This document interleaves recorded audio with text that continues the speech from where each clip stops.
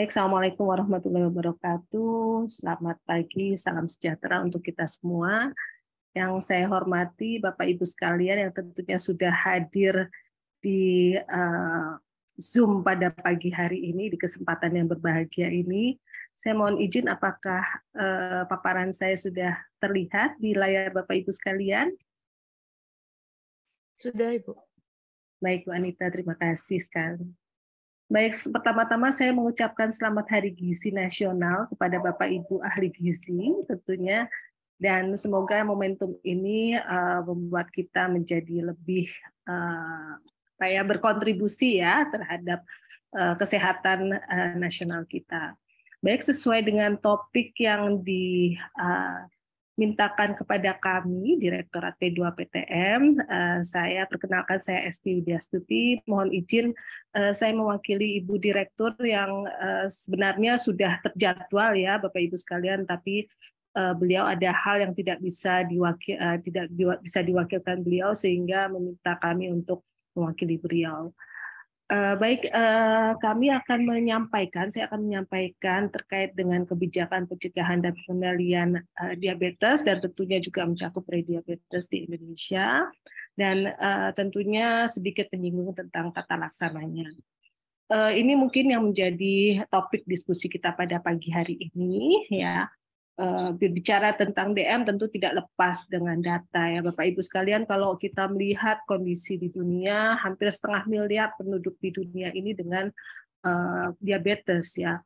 Dan kenapa demikian banyaknya? Karena memang ternyata faktor resikonya seperti yang terlihat di data International Health Metrics Evaluation tahun 2019, ternyata juga faktor resikonya juga cukup mendominasi peringkat teratas ya dari beban global of disease terkait dengan faktor risiko.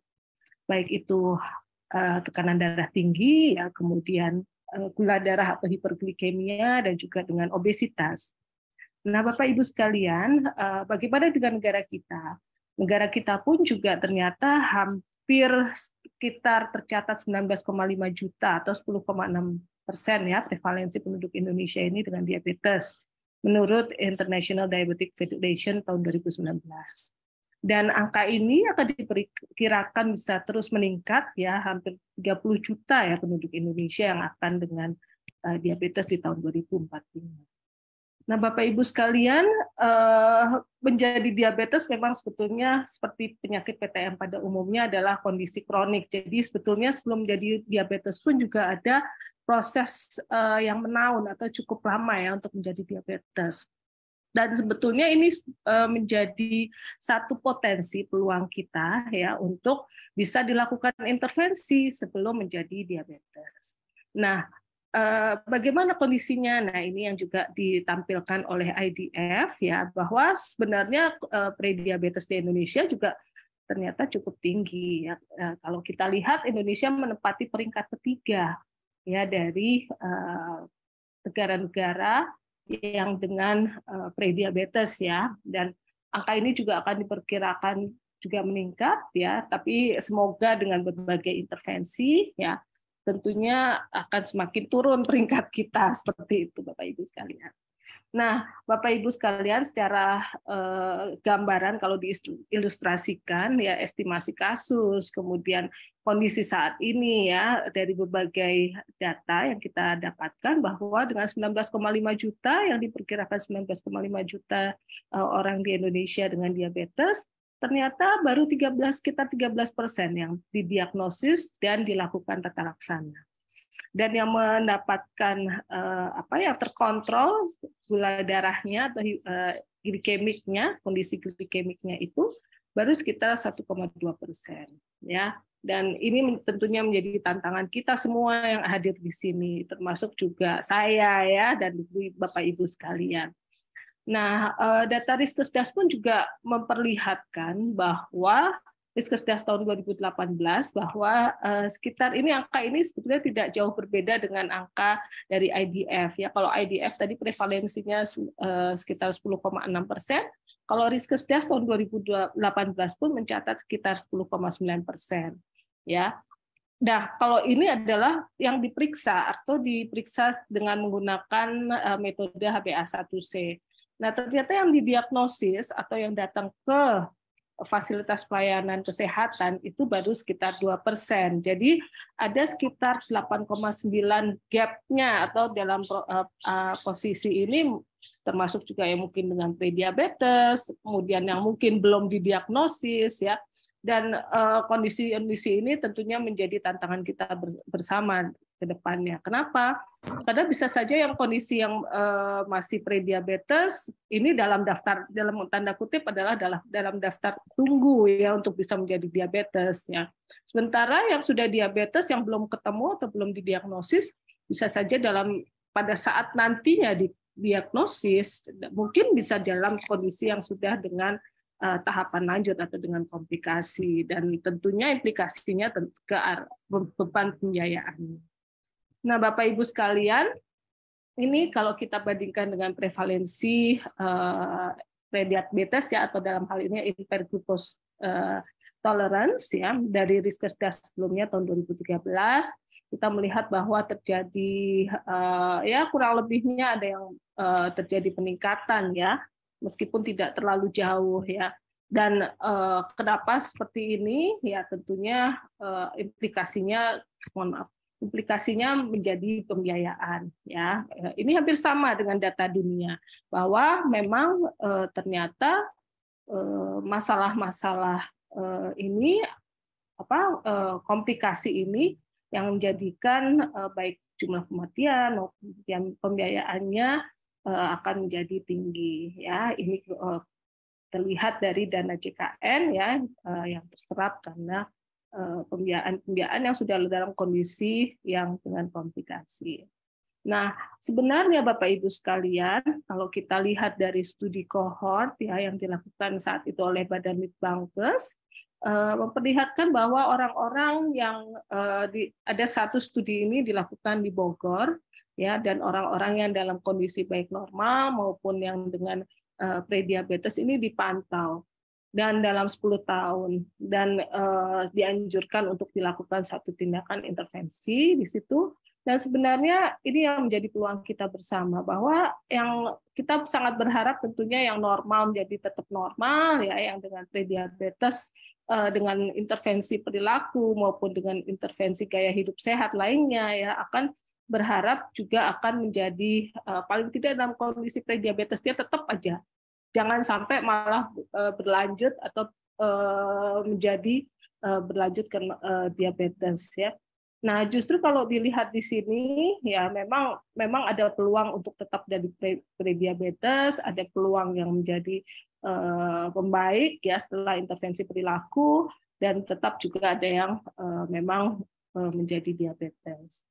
Nah, Bapak Ibu sekalian, saya coba melihat lagi ke lebih hilir lagi ya. Jadi kondisi-kondisi di Indonesia ini tentunya sangat erat kaitannya dengan kondisi yang kalau dibandingkan dengan negara-negara tetangga kita ya, ternyata kondisi kita tingginya konsumsi gula menjadi faktor utama ya, dan kita menempati tempat ketiga di ASEAN dengan konsumsi yang cukup banyak. Dan rata-rata Bapak Ibu sekalian di Indonesia itu sekitar 5,5% penduduknya mengkonsumsi gula lebih dari 50 gram sehari ya, padahal batas amannya yang sesuai dengan Permenkes 30 tahun 2013 batas amannya adalah kurang dari atau batasannya adalah kurang dari 4 sendok makan per hari atau setara dengan kurang dari 50 gram ya. Permenkesnya 28 juga ada, 28 tahun 2019. Nah, Bapak Ibu sekalian, untuk karakteristik pola konsumsinya ternyata kelompok dengan usia tertinggi dengan konsumsi yang gula berlebih itu di atas 50 tahun atau di atas 55 tahun. Dan laki-laki ternyata lebih banyak dibandingkan perempuan. Dan konsumsi yang paling banyak dikonsumsi ya adalah teh kemasan, dan sedikitnya lebih dari sehari sekali mengkonsumsi produk-produk tersebut ya. Nah, Bapak Ibu sekalian, kalau kita lihat ya kembali rekomendasi batasan gula garam lemak sesuai dengan Permenkes 30 tahun 2013 yang kita sering membuat singkatan ya, GAGILS gitu ya. Gula sebetulnya kurang dari, harapannya kurang, yang dianjurkan adalah kurang dari 4 sendok makan sehari gitu ya, atau kurang dari 50 gram per hari. Garamnya setara dengan 1 sendok teh atau kurang dari 2.000 mg per hari. Kemudian lemaknya kurang dari 67 gram per hari atau setara dengan 5 sendok makan.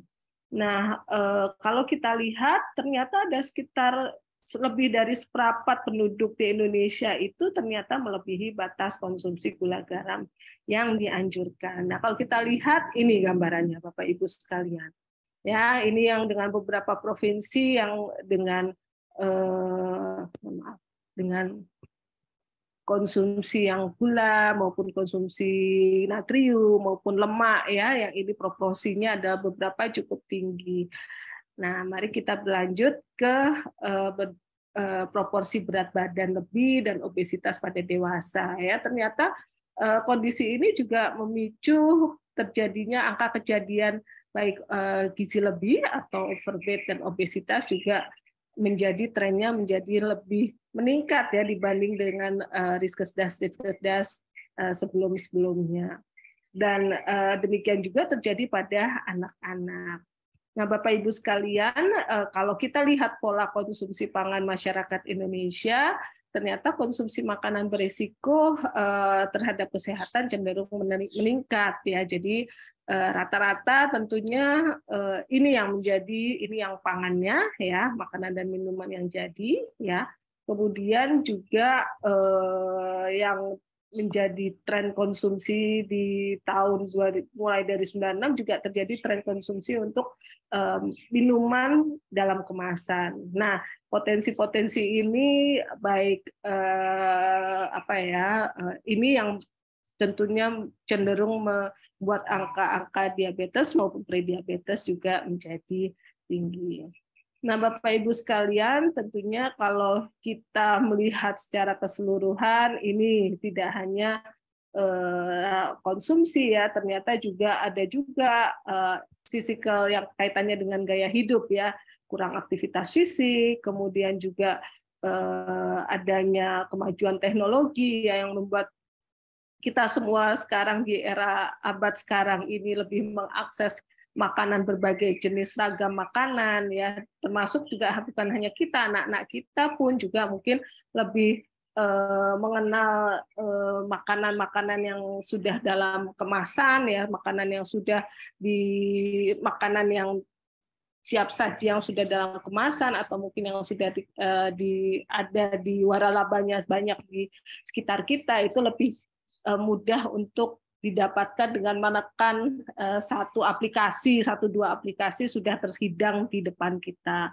Dan tentunya ini menjadi masalah utama kita ya, masalah kesehatan kita, dan tentunya nanti implikasinya juga akan banyak, baik mulai dari produktivitas, mulai dari pembiayaan, dan juga semakin muda ya yang mengidap PTM maupun diabetes maupun prediabetes, dan selain juga tentunya yang masih menjadi tantangan kita bersama adalah yang kasus-kasus yang mungkin belum terdeteksi.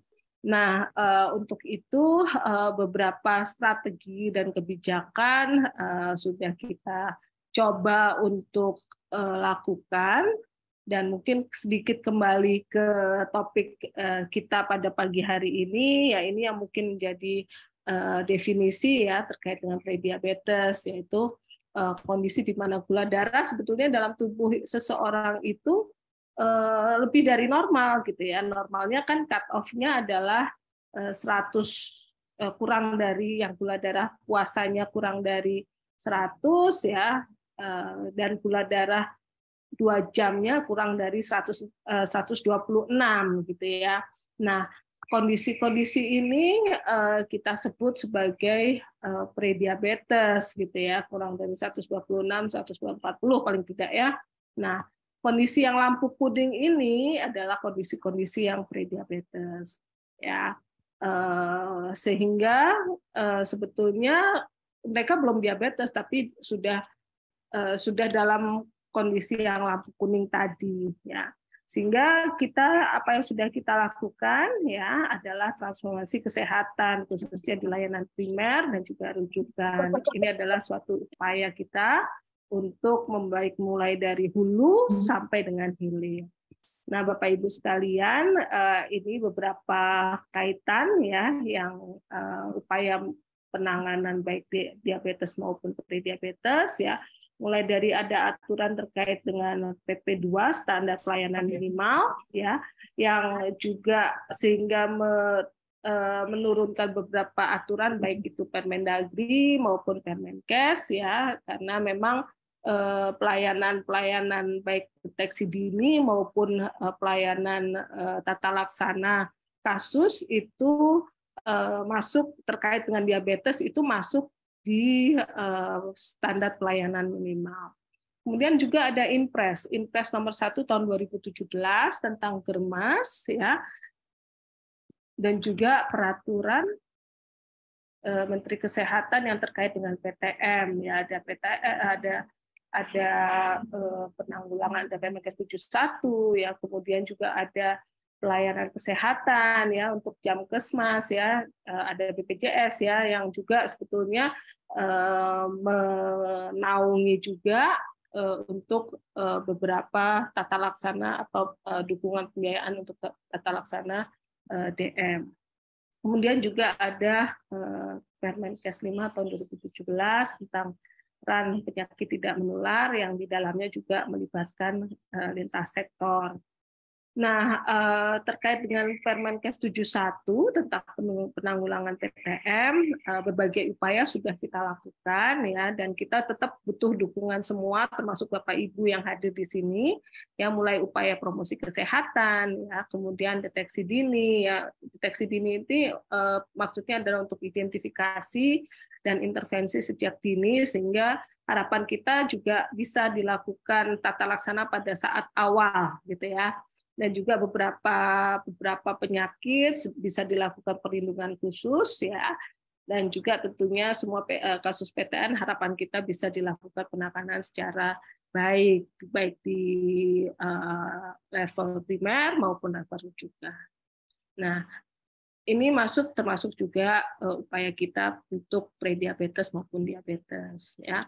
Nah, kalau apa yang bisa dilakukan, alurnya seperti ini Bapak Ibu sekalian ya, mulai dari posyandu, kegiatan posyandu, mungkin kalau PTM dulu kita sering mendengarnya adalah posbindu ya, beberapa kegiatan seperti edukasi, kemudian deteksi dini, dan juga intervensi prediabetes itu kita memang arahkan dilakukan di level primer ya, di level yang warna hijau.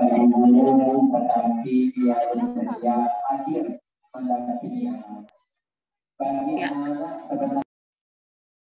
Izin saya lanjutkan. Jadi mulai di level hulu ini kita sangat mengajak semua ya, baik itu melibatkan semua ya, mulai dari kader, mulai dari siapapun ya yang tentunya bisa memberikan edukasi ya, penyuluhan ya, termasuk juga memanfaatkan sosial media kita ya untuk melakukan promosi kesehatan ya. Kemudian dilakukan juga ya beberapa deteksi dini ya, seperti mulai dari identifikasi faktor risiko, kemudian wawancara ya, melalui wawancara, kemudian juga pemeriksaan tinggi badan, berat badan, lingkar perut ya, tekanan darah ya, pemeriksaan gula darah itu bisa dilakukan juga oleh para kader, tentunya dengan supervisi atau pengawasan dari puskesmas ya. Dan kemudian untuk beberapa kasus yang mungkin kita curigai, termasuk juga di sini ya, bila mana dengan kriteria tadi yang dengan lampu kuning ya, curiga lampu kuning tadi, tentunya dilakukan dirujuk di FKTP untuk dilakukan penegakan diagnosis ya, atau melakukan juga masalah-masalah identifikasi faktor risiko lain, ya, dan dilakukan tata laksana, ya, sehingga kalau misalkan memang ada permasalahan yang tidak sesuai dengan kompetensi nakes yang ada di FKTP, tentunya dilakukan rujukan di layanan rujukan selanjutnya, ya. Dan tentu ini pun nantinya yang untuk kasus prediabetes kita juga akan mintakan untuk kembali ke ke level UKBM ini, ya level yang hijau ini, untuk bisa dilakukan tata laksana atau intervensi perilaku atau gaya hidup. Nah, Bapak Ibu sekalian, kegiatan-kegiatan yang sudah dilakukan ya tentunya mulai dari level tadi yang Posyandu maupun Posyandu 5 ya, mulai dari awareness, pemberdayaan ya, kemudian FKTP ya, ini tahun 2022 ini kita juga berupaya untuk melakukan tadi ya, untuk mengurangi gap yang undiagnosed tadi ya, dan juga kalau memang dibutuhkan dilakukan juga rujukan ya. Nah, ini gambarannya ya, saat ini kurang lebihnya ini yang menjadi sasaran ya, dan juga beberapa keterlibatan ya, kita tidak mungkin bekerja sendiri ya, kita perlu keterlibatan semua yang mulai dari keluarga, level level keluarga ya, kemudian level masyarakat yang mulai dengan kader-kadernya sampai juga nakesnya sesuai dengan jenjang yang ada mulai dari level primer maupun rujukan. Nah, ini adalah kurang lebihnya memberikan gambaran ya, bahwa nantinya juga kita juga sedang mengembangkan beberapa pengampuan ya terkait dengan diabetes ya, terutama mendampingi ya, sehingga mulai dari level primer sampai dengan level rujukan itu bisa bisa dengan baik, bisa dengan paripurna untuk tata laksana kasusnya.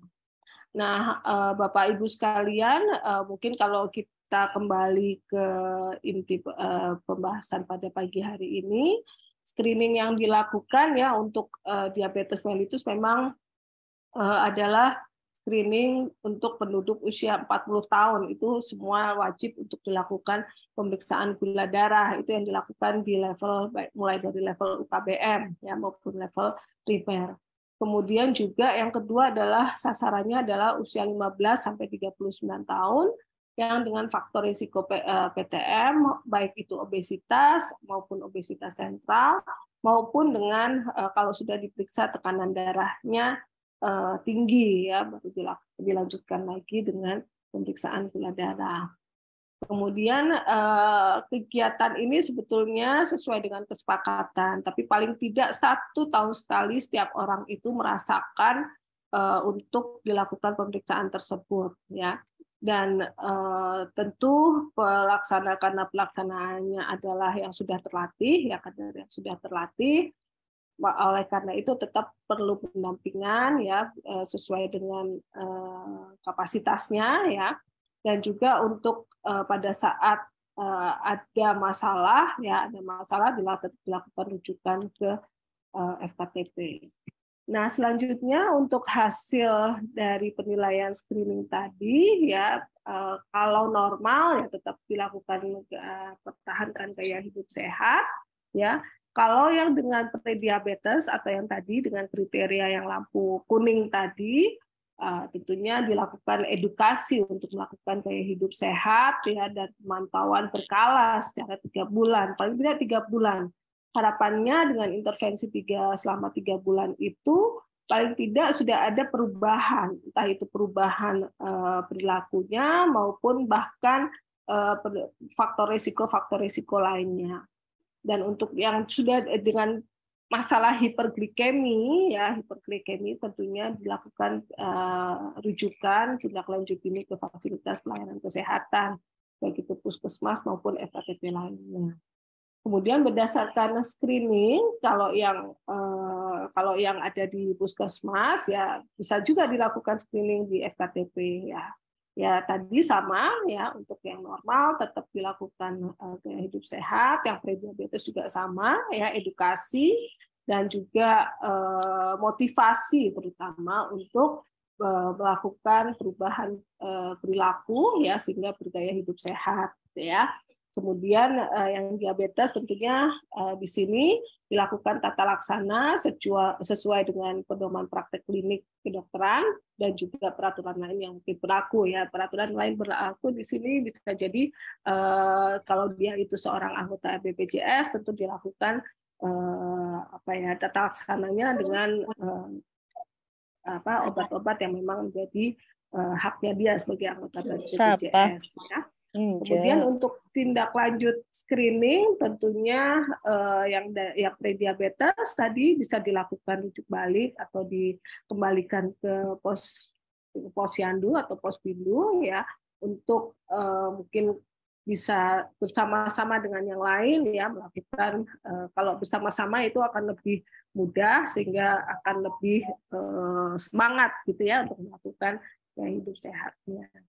Nah, ini mungkin yang menjadi rujukan kita ya saat ini kami juga sudah menyusun beberapa pedoman. Silahkan ini akses tautannya ya tautan untuk silahkan Bapak Ibu kalau mau mengakses ya. Untuk pedoman pengelolaan prediabetes ini untuk tenaga kesehatan ini memang ditujukan untuk nakes yang ada di level primer. Nah, sementara untuk masyarakat ya ini mungkin bisa menjadi rujukan apa saja yang perlu dilakukan atau apa saja yang bisa dilakukan sebagai motivasi untuk hidup lebih sehat ya. Dan sebenarnya kami juga sudah ada formulir untuk pemantauan ya pengendalian prediabetes bisa dilakukan secara mandiri maupun dengan bantuan atau dengan pendampingan dari kader sehingga lebih semangat gitu ya. Di form ini tentunya ada bagian dari data ya data diri ya kemudian juga ada identifikasi faktor risiko ya termasuk juga ada identifikasi untuk penyakit PTM mungkin atau baik dari diri sendiri maupun keluarga ya dan juga pemantauan selama kurang lebih setahun kalau di sini ya beberapa bulan ke depan ya 12 bulan ke depan ya. Ini mulai yang dipantau adalah sama seperti pemeriksaan di Pospindu yang mulai berat badan, tinggi badan ya, kemudian lingkar perut, kemudian tekanan darah dan juga gula darahnya ya. Harapan kita sebetulnya dengan intervensi perilaku tersebut selama 3 bulan akan memperbaiki parameter-parameter lain yang juga menjadi termasuk juga faktor risiko ya. Faktor risiko ini mulai dari bagaimana kebiasaan makannya, bagaimana kebiasaan untuk mungkin kalau juga unhealthy dietnya, kemudian aktivitas fisiknya ya. Tentunya harapannya dengan 3 bulan akan terjadi perbaikan. Nah, mungkin ini menjadi beberapa yang Bapak Ibu sekalian bisa rujuk ya. Kami ada Instagram, kami ada Twitter, ya, kami ada Facebook dan juga banyak sebenarnya seminar-seminar online yang juga kami unggah di kanal YouTube ya yang bisa Bapak Ibu akses ya. Dan website ya salah satu beberapa pedoman kami ada di website P2PTM. Silahkan bila Bapak Ibu memerlukan bisa mengunduhnya. Mungkin itu saja yang bisa saya sampaikan ya sebagai key message ya. Tentunya upaya kita sangat bergantung pada penguatan upaya promotif preventif ya. Dan intervensi tentunya tetap dilakukan secara dini karena bagaimanapun juga faktor risiko dan juga kita sangat erat kaitannya dengan perubahan perilaku dan tentunya identifikasi awal dan juga penemuan serta tata laksana secara awal akan membuat kualitas hidup kita semua akan menjadi lebih baik gitu ya. Dan juga ada standar pelayanan minimal, ada Germas, ada juga beberapa program yang tentunya akan memperluas ya cakupan pengendalian faktor risiko penyakit. Dan kita perlu untuk bersama-sama, kami tidak mungkin sendirian, kami punya Bapak Ibu sekalian yang juga bisa menjadi menyuarakan banyak perubahan dan mengajak mungkin dimulai dari sekitar kita untuk hidup sehat, sehingga kualitas hidup kita ke depan akan lebih baik. Mungkin itu saja Bapak Ibu yang bisa saya sampaikan. Semoga ini bermanfaat dan juga menjadi amal ibadah kita bersama. Terima kasih. Billahi taufiq wal hidayah. Wassalamualaikum warahmatullahi wabarakatuh. Waalaikumsalam Saya kembalikan warahmatullahi wabarakatuh. ke Bu Anita. Terima kasih banyak. Silakan. Iya, terima kasih banyak Ibu Dr. Esti Widyastuti MSCPA yang telah menyampaikan materi yang sangat bermanfaat dan informatif ya, karena ada data-datanya juga termasuk untuk screening prediabetes dan DMI juga di Indonesia. Selanjutnya saya akan membuka sesi tanya jawab. Bagi peserta yang ingin bertanya bisa melalui slido.com. Untuk panitia mohon difasilitasi.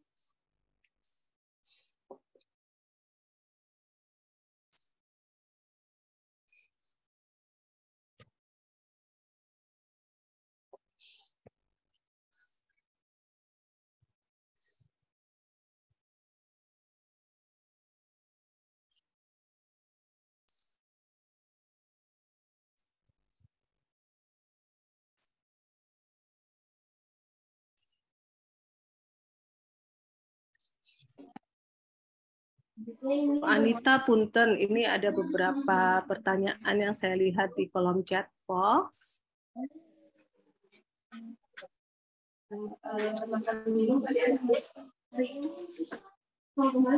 Kita mulai yang dari slido.com dulu boleh ya dok ya? Oh ya, silakan. Ya. Sudah ada di screen share ya. Ya. Bagaimana cara mengontrol perilaku terutama nafsu makan remaja? Bagaimana cara mengontrol perilaku? Ya. Makanan kekinian yang merajalela. Hits banget nih dok pertanyaannya. Iya. Iya, memang ada beberapa hal yang kita tidak bisa hindari ya, seperti ini ya. Advertising ini luar biasa, sehingga bagaimanapun juga kita semua pun juga pasti akan terdampak juga gitu ya. Tergoda jadinya ya. Memang sebenarnya yang penting ditanamkan pada diri kita maupun ya pokoknya mulai semua adalah dari keluarga ya. Dari kalau misalkan berangkat dari keluarga ya, biasa makan sehat, biasa makan aktivitas fisik ya, tentunya kita berharap bahwa kebiasaan-kebiasaan ini akan terbawa terus ya. Memang kadang-kadang tidak bisa dihindari ya, bagaimanapun juga kita makhluk sosial ya, makanya kita bergaul, kemudian punya teman, termasuk juga anak-anak kita ya. Namanya kadang-kadang juga diskusi ngobrol di kafe itu pasti akan sering gitu ya. Dan yang terhidang di depan pasti tidak jauh dari minuman-minuman yang tentunya dengan kadar gula atau mungkin rendah serat, kadar gula yang cukup tinggi. Ya, mungkin menyikapi hal tersebut yang perlu kita tanamkan pada kita semua ya, termasuk anak-anak kita, adalah bagaimana kita bertanggung jawab terhadap diri kita sendiri.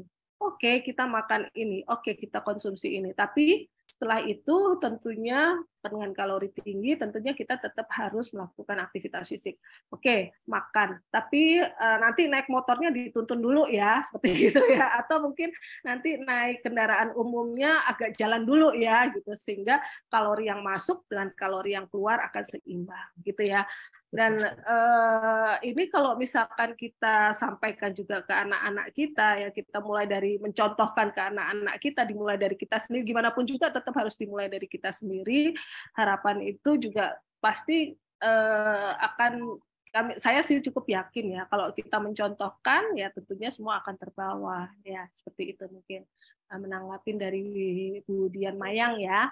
Iya. Kemudian yang selanjutnya, lanjut next question ya Bu ya. Iya. Dok, Dok, apakah sudah aplikasi digital untuk pendataan pasien prediabetes?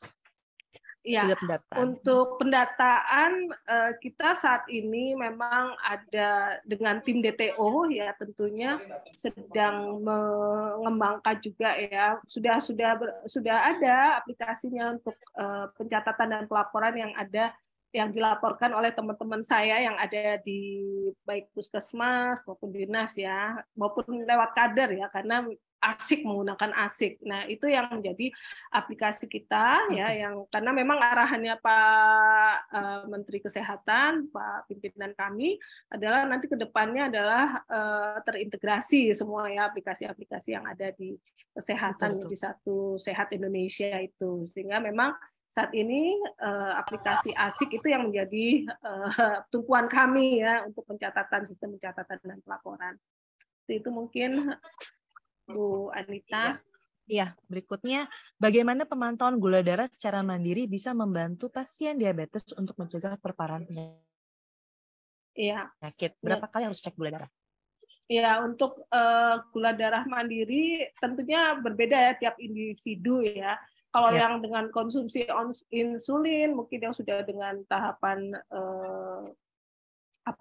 yang cukup, karena memang namanya gula darah mandiri tentunya semua prasarana dan prasarana tentunya kita berharap bahwa ini menjadi mandiri juga gitu ya, dan disesuaikan juga dengan kebutuhan individu ya. Kalau memang sudah bisa mengira-ngira gitu ya, kayaknya kalau paling enggak ya memang idealnya setiap hari sekali aja paling enggak ya. Pada setiap hari aja sekali aja itu yang cukup ideal ya.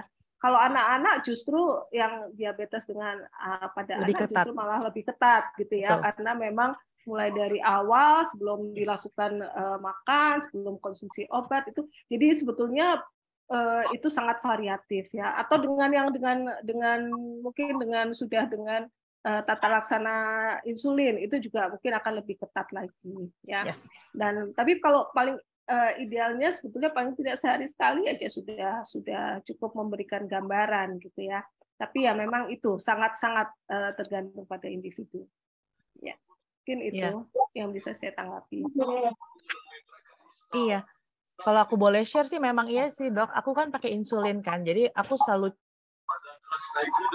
cek gula darah itu sebelum makan, karena untuk memastikan insulin yang saya suntikan dengan makanan yang saya konsumsi itu sudah sesuai dosisnya. Jadi harus tahu gula darah terakhir berapa gitu. Iya, betul. Iya. Kemudian pertanyaan berikutnya ya, apakah DM tipe 2 masih bisa sembuh dan makanan apa saja yang harus dihindari? Iya. Nah, ini yang menjadi kekhasan dari PTM ya. Jadi PTM itu sekali layar terkembang pantang surut ke belakang gitu ya. Jadi sebetulnya nggak ada kata sembuh ya untuk PTM itu ya. Tapi yang ada adalah, tapi jangan khawatir. Itu yang penting adalah kontrol kita ya. Betul. Baik itu gula darah kita maupun tekanan darah, siapapun juga pasti harus itu. Mau yang PTM mau yang enggak kan sebetulnya itu juga gitu ya. Sehingga orang-orang yang dengan PTM, yang dengan diabetes, yang dengan hipertensi, dalam hal ini ya sedikit menyinggung teman saya yang ada di PTM lain gitu ya, tentunya tetap harus terkontrol gitu. Betul. Anita. Ya, sama setuju, Dok. Normal sama yang enggak PTM lainnya kok. Kita bisa hidup normal, bisa berkreasi, berkontribusi ya untuk seperti terkontrol. Betul, setuju, Dok. Aku 26 tahun dengan diabetes tipe 1. Wah, luar biasa. Bisa jadi ini, Bu Anita. Alhamdulillah. Normal, ada punya anak juga, punya karir juga, kerja juga. Ya, alhamdulillah. Kontrol pasti bisa. Kita normal kok. Kita hanya kurang insulin aja. Sip banget, iya. Iya. Apa nih berikutnya nih? Oh, sebagai penanggung jawab dalam memasak, pasti ibu-ibu nih. Apakah ada tips dalam menyiapkan makanan untuk yang menderita diabetes, anggota keluarga yang menyandang diabetes? Iya, prinsip yang kan kalau diabetes biasanya kita 5 pilar diabetes ya, termasuk juga edukasi, kemudian ya semuanya ya. Dan untuk terkait dengan asupan apapun itu memang harus kita yang perhatikan ada 3J, jenis, jadwal, jumlah jenis, jadwal, jumlah ya. Nah, itu yang harus menjadi patokan kita gitu ya. Dan sebagai penanggung jawab koki rumah di rumah ya. Yang harus dilihat tentunya kalau ada keluarga yang dengan diabetes tentunya apa ya, yang ya 3 hal itu tadi yang harus dilihat, porsinya harus dilihat, kemudian yang terkandung di dalamnya juga harus dilihat ya, kemudian aktivitas fisik selama harian itu juga harus dilihat ya, sehingga yang masuk dengan yang dikeluarkan juga bisa seimbang ya, termasuk juga serat-serat yang dikonsumsinya pun juga harus diperhatikan. Tak mungkin kalau misalkan hanya protein, karbohidrat, keanekaragaman itu tetap harus diperhatikan. Dan tadi yang gagils tadi, gula, garam, lemak, lemaknya itu juga harus dilihat juga gitu ya. Kan kita tidak ingin ngurangin gula tapi ternyata nambahin asinnya banyak gitu ya, lemaknya banyak, itu kan tidak pas juga seperti itu. Kolesterolnya naik deh jadinya. Betul. Iya sih, benar-benar. Karena biasanya kalau kita menyandang diabetes kan biasanya karbonya kita dikurangin kan. Jadi supaya kenyangnya gimana, jadi kita tambahin seratnya. Itu sih supaya kenyangnya lebih lama. Iya, betul. Dan ragam, tidak hanya nasi loh, ada makanan lokal kita yang cukup lezat gitu ya. Ada ubi, ada singkong. Ini PR loh, makanan lokal kita tuh banyak banget karbonya. Betul. Tapi paling tidak memberikan rasa kenyangnya lebih lama dibandingkan mungkin nasi gitu ya. Atau ditambahkan juga dikombinasi dengan serat-serat yang lain sehingga mengurangi sehingga menambah volume dan memberi kenyang lebih lama, tapi indeks glikemiknya itu tidak tinggi gitu ya. Betul. Jadi kita harus eksplor variasi karbohidrat yang nggak cuma nasi aja, tapi ada pengganti lain. Betul. Baik, ini pertanyaan terakhir mungkin ya, dokter, bagaimana dengan bekas suntik insulin yang memerah dan terasa gatal? Apakah tetap lanjut suntik atau dihentikan dulu? Nah, itu mungkin lebih ke ini ya, ke teman-teman profesi ya, tetap konsultasikan dengan dokter ya untuk ini. Dan kan sebetulnya ada beberapa tempat ya yang sebetulnya menjadi lokasi yang bisa dilakukan lokasi suntik insulin ya. Jadi betul, sebetulnya rotasi. bisa dilakukan rotasi ya, betul Bu Anita. Dan tetap saya anjurkan tetap konsultasi dengan dokter yang merawat teman-teman Bapak Ibu sekalian. Itu. Oh, ini ada pertanyaan baru ya. Ya, kalau soal suntik insulin aku punya ini sih. Ya, silakan sharing mungkin. Oh iya. Enggak, karena kalau aku punya teman di komunitas, dia memang ada karena dia alergi untuk insulin tertentu. Jadi kan ada human insulin, ada analog insulin kan. Ternyata dia alergi untuk insulin tertentu. Jadi memang kita harus konsul ke endokrinnya untuk menanyakan kemungkinan bisa nggak sih switch jenis insulinnya, karena mungkin dia alergi, seperti itu sih. Iya, betul. Iya. Intinya sih mungkin kadang yang dengan diabetes itu saya paham ya, pasti kadang juga ada kejenuhan ya. Tapi memang yang dengan semakin banyak komunitas, bergabung dengan komunitas adalah salah satu upaya kita ya, berbagi dan juga mendapat semangat dari yang sesama ya, sehingga mungkin kejenuhan itu kadang bisa teratasi seperti itu. Tapi saling menguatkan. Tetap semua betul sekali ya. Tapi tetap ya mungkin yang bisa menyemangati kita adalah tetap keluarga kita dan juga kita sendiri gitu, karena memang semua berangkat dari kita sendiri. Tetap olahraga, karena olahraga itu juga meningkatkan endorfin, endorfin, hormon yang menyenangkan, itu morfin alami ya. Jadi mungkin itu morfin alami, endorfin itu ya. Jadi sehingga membuat kita lebih happy dan juga membuat kita lebih semangat ya, bagi yang para diabetes. Berarti Bu Anita tergabung dengan IKADAR dari dulu ya, Bu? Iya, tahun 97. Oh, baik. Terdiagnosis kapan, mungkin Bu Anita? Lagi nih, Bu. Umur berapa, 13 Bu? tahun. Usia 13 tahun. Ya. Ada pertanyaan lagi sih, Bu. Apakah seorang remaja rentan terkena diabetes dengan adanya riwayat diabetes di orang tuanya?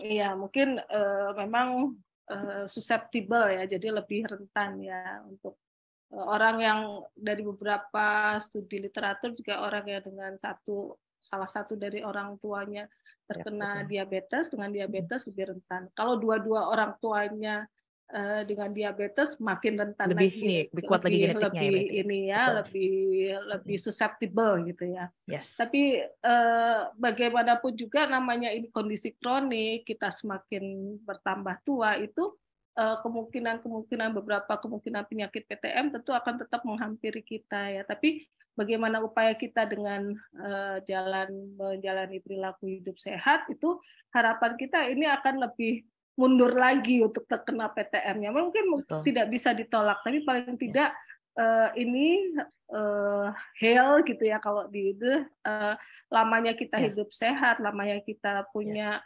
kesempatan untuk bisa beraktivitas lebih tanpa mungkin dukungan yang lain-lain lebih panjang lagi. Mungkin itu yang bisa saya sampaikan, Wanita. Iya.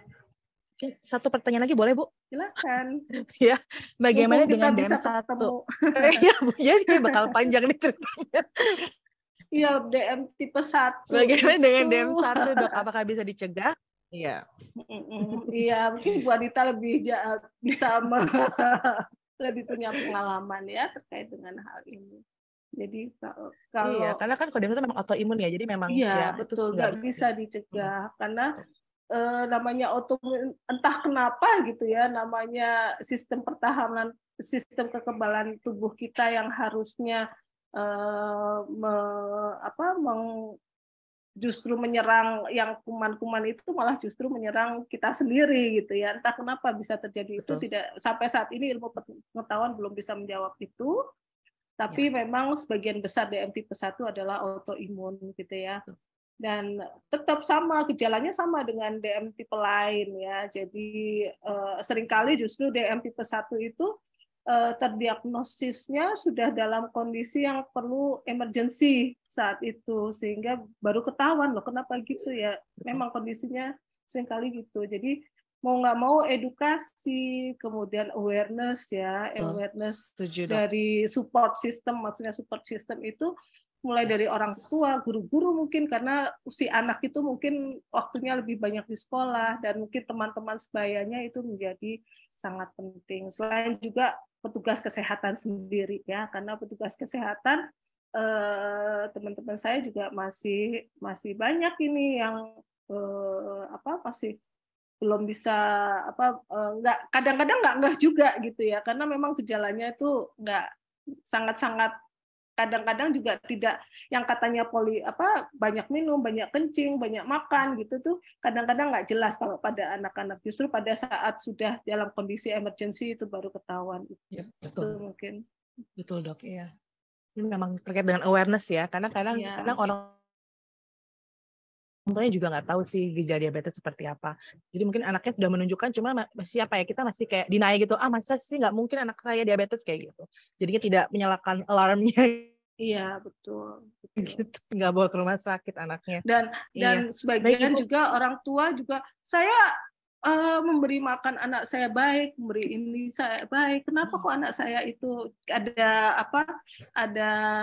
mungkin ada fase untuk menyalahkan diri sendiri gitu. Kenapa kok anak saya itu jadi sampai diabetes, saya juga sudah memberikan yang baiknya. Itu adalah satu kondisi yang memang untuk DM tipe 1 ya memang wajar kalau orang tidak tua bisa.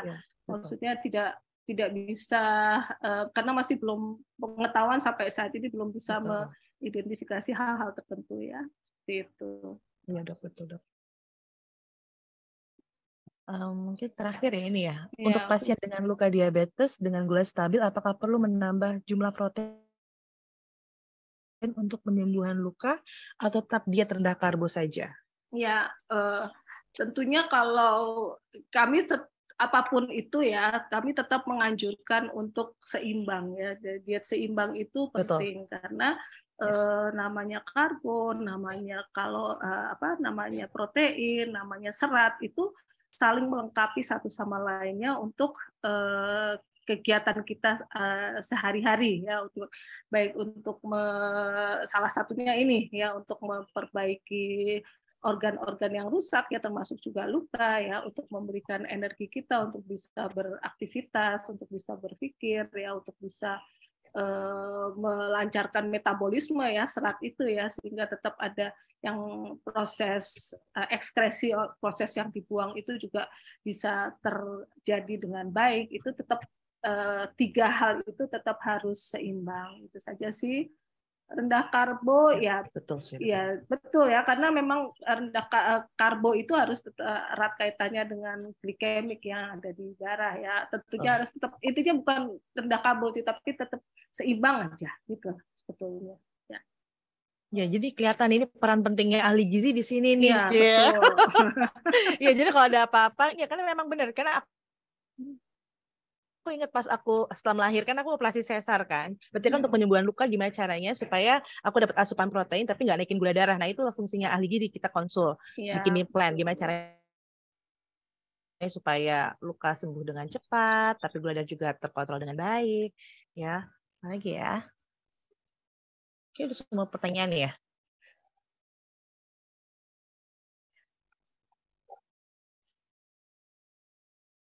Baik, Ibu, mungkin ini selanjutnya adalah penyerahan sertifikat untuk Ibu Dr. Esti Widya Stuti, MSc PH.